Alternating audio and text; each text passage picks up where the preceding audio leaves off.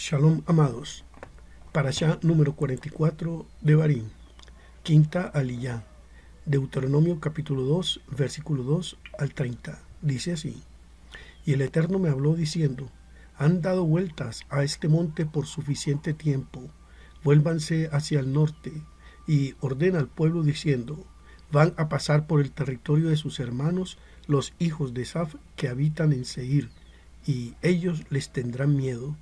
Pero ustedes tengan mucho cuidado, no se metan con ellos, porque nada de su tierra les daré, ni siquiera para la planta de un pie, porque he dado el monte Seir a Esab por posesión.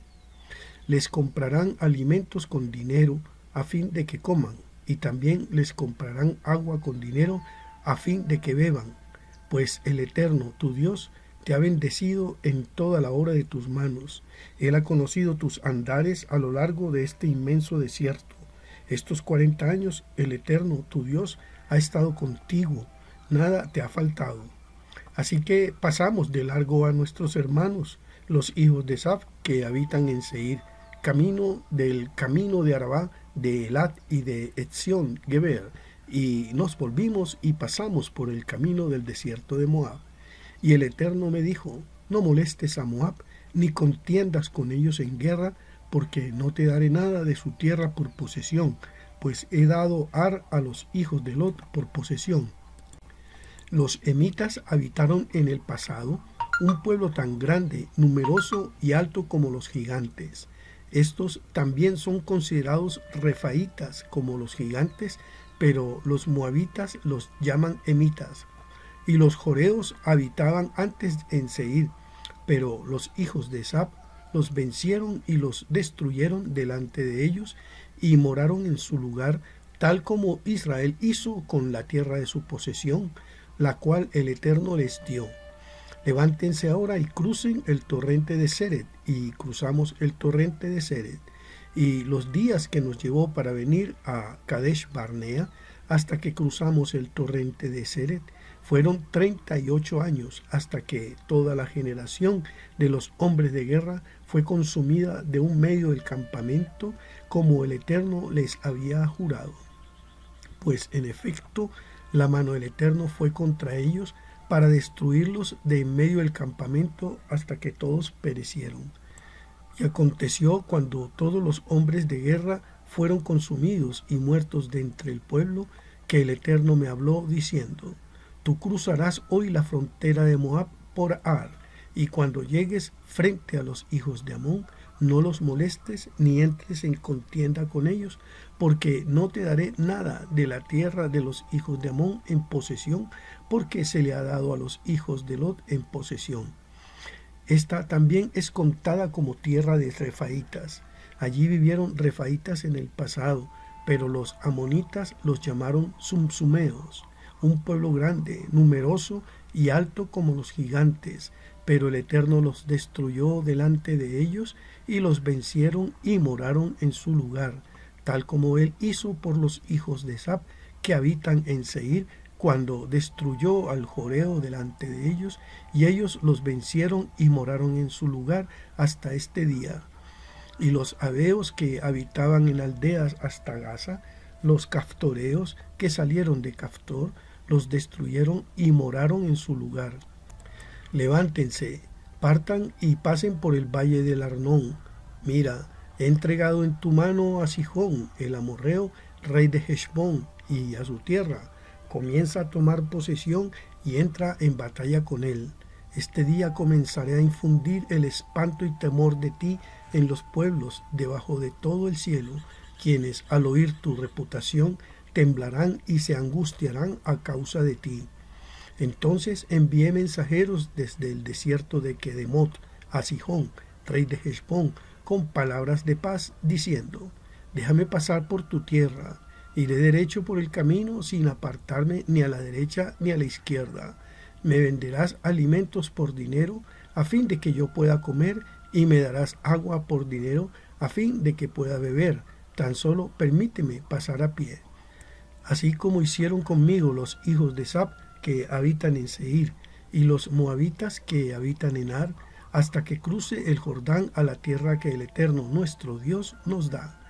Pero Sihón, rey de Heshbón, no quiso dejarnos pasar junto a él, porque el Eterno nuestro Dios endureció su espíritu e hizo obstinado su corazón a fin de entregarlo en tus manos, como lo está haciendo este día.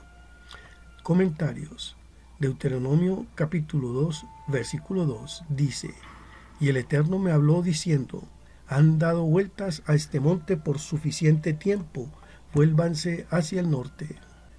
En este versículo, el tiempo se adelanta 38 años. Según la Cabalá, el tiempo en realidad es el proceso entre causa y efecto. Este proceso puede ser largo o corto dependiendo del camino que tomemos. Si vivimos cada día al máximo y con una conciencia alerta, no habrá un día en que hagamos retrospectiva y nos preguntemos a dónde se fueron 10 años de nuestra vida. En lugar de ello, sabremos qué hicimos con nuestro tiempo y, dado que una conciencia alerta es un requisito indispensable para la iluminación y la transformación espiritual, sabremos que nuestro proceso nos ha llevado a conectar más cercanamente con la luz. Deuteronomio capítulo 2, versículo 8 dice: Así que pasamos de largo a nuestros hermanos, los hijos de Esab, que habitan en Seir, camino del camino de Arabá, de Elat y de Etzión Geber, y nos volvimos y pasamos por el camino del desierto de Moab. Aquí hay una separación, un espacio más largo de lo normal entre dos palabras en la mitad de este versículo. Así que pasamos de largo a nuestros hermanos, los hijos de Esab, que habitan en Seir, camino del camino de Arabá, de Eilat y de Etzión Geber. Y nos volvimos y pasamos por el camino del desierto de Moab. Una separación en el medio de un versículo significa que podemos viajar en el tiempo. Podemos regresar y corregir cosas que necesitamos enmendar o, alternativamente, podemos dar un salto al futuro. De acuerdo con los sabios, no estamos limitados por el tiempo ni el espacio. Rav Ashlag asevera: y esto es conforme a lo que nuestros sabios dicen en el Tratado Sanedrín 98a acerca del final del proceso de salvación y redención para el pueblo de Israel. Con respecto a la cita, yo soy el Eterno, en su tiempo lo apresuraré. Ellos dijeron: si lo merecen, acelerarán el tiempo. Si ellos no lo merecen, será en su debido tiempo. Ellos quieren decir que si los israelitas merecen y adoptan la ley de la evolución, la cual transformará inevitablemente sus características negativas en positivas, y si ellos llevan esa ley a su propia gobernanza, lo que significa que por cuenta propia se enfocarán en corregir sus características negativas y transformarlas en positivas, entonces lo apresuraré. Esto significa que, por ende, ellos serán completamente liberados de las cadenas del tiempo, pero este final depende completamente de su propio deseo, lo que significa que es una función de su abundancia de acciones y atención. En este sentido, estarían apresurando el final. Los nuevos escritos de Rav Ashlag, artículo 1. Deuteronomio capítulo 2, versículo 18, dice: Tú cruzarás hoy la frontera de Moab por Ar. A pesar de que Balac, el rey de Amón y Moab, era un hombre muy malvado, a los israelitas se les instruyó que no hirieran a los moabitas, dado que Ruth, la tatarabuela del rey David, vendría de la nación de Moab. Ella era tan pura que toda una nación fue salvada debido a su mérito. Esto revela el poder de la energía positiva de una sola persona.